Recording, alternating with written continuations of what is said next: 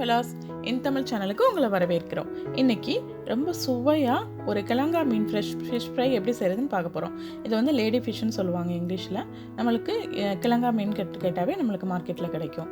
So இது வந்து ரொம்ப சிம்பிள் இன்க்ரீடியன்ட் வச்சு எப்படி செய்கிறதுன்னு பார்க்க போகிறோம். ரொம்ப சிம்பிளாக மிளகாத்தூள், மஞ்சத்தூள், உப்பு, லெமன் ஜூஸ் இது மட்டும் தான் நம்ம ஆட் பண்ண போகிறோம். எப்போவுமே மீனில் நிறைய மசாலா ஆட் பண்ணாதீங்க, மீனோட டேஸ்ட்டை அதை டாமினேட் பண்ணிடும்.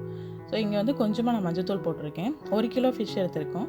அதை நான் மார்க்கெட்லேயே கழுவி எடுத்துகிட்டு வந்தாச்சு. ஸோ அதனால் வீட்டில் நான் உப்பு போட்டு உரசி கழுவி எடுத்து வச்சுருக்கேன். ஸோ கொஞ்சம் மஞ்சத்தூள் போட்டு கொஞ்சம் உப்பு போட்டிருக்கோம். உப்பு 2 ஸ்பூன் போட்டிருக்கேன். இங்கே 2 ஸ்பூன் மிளகாத்தூள் போடுறோம்.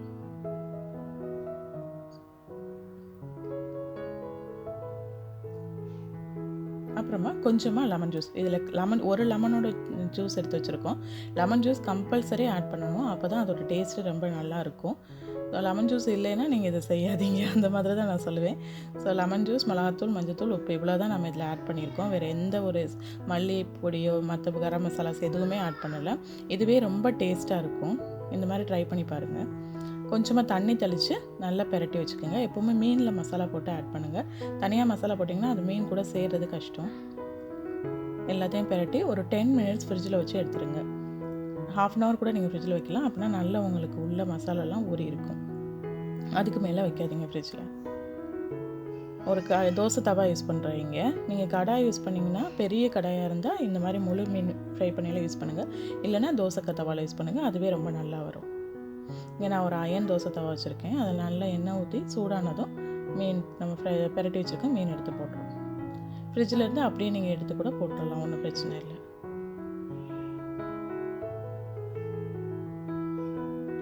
கேர்ஃபுல்லாக போடுங்க, ஆயில் ஸ்ப்ளிட் ஆகாத அளவுக்கு கேர்ஃபுல்லாக போடுங்க.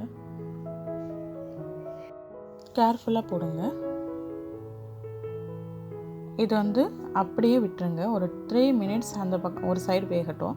நீங்கள் உடனே திருப்பிட்டீங்க அப்படின்னா மசாலா எல்லாம் எண்ணெயில் பிரிஞ்சிடும். நீங்கள் கொஞ்சம் டைம் எடுத்து திருப்பினா மட்டும்தான் மசாலா மீனில் ஒட்டிகிட்டு இருக்கும்.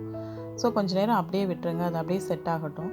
நல்ல ஒரு 3 மினிட்ஸ் to 5 மினிட்ஸ் வெந்ததுக்கு அப்புறமா அடுத்த சைடு திருப்புங்க. நான் யூஸ் பண்ணுற மாதிரி ஸ்பூன் யூஸ் பண்ணி திருப்புங்க. இந்த மாதிரி மீன் திருப்பியில் நீங்கள் ஸ்பூன் யூஸ் பண்ணிங்கன்னா அது உடையாமல் வரும். அட் த சேம் டைம் உங்களுக்கு திருப்புறதும் ரொம்ப ஈஸியாக இருக்கும். பெரிய கரண்டி போட்டு திருப்பினீங்கன்னா மீன் வந்து ரொம்ப டெலிகேட்டாக இருக்கனால ஈஸியாக உடஞ்சிரும். ஸோ நீங்கள் உடையாமல் ரொம்ப நீட்டாக வரணுன்னா இந்த மாதிரி ஸ்பூன் யூஸ் பண்ணி திருப்புங்க. ஈஸியாக திருப்பிடலாம், உங்களுக்கு கையில் ஸ்ப்ளிட் ஆகாது, எந்த பிரச்சனையும் இருக்காது. ஸோ நான் ஸ்பூன் யூஸ் பண்ணி ட்ரை பண்ணி பாருங்கள் திருப்புறதுக்கு.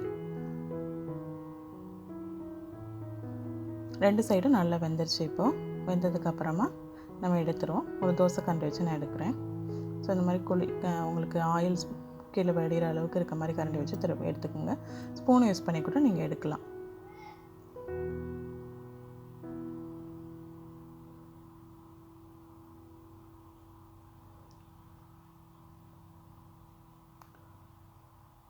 ஒரு 6 மினிட்ஸில் ரெடி ஆயிரும் உங்களுக்கு. இதுக்கு 3 நிமிஷம், அந்த சைடு 3 நிமிஷம், அந்த சைடு 3 நிமிஷம் டைம் இருந்தால் போதும்.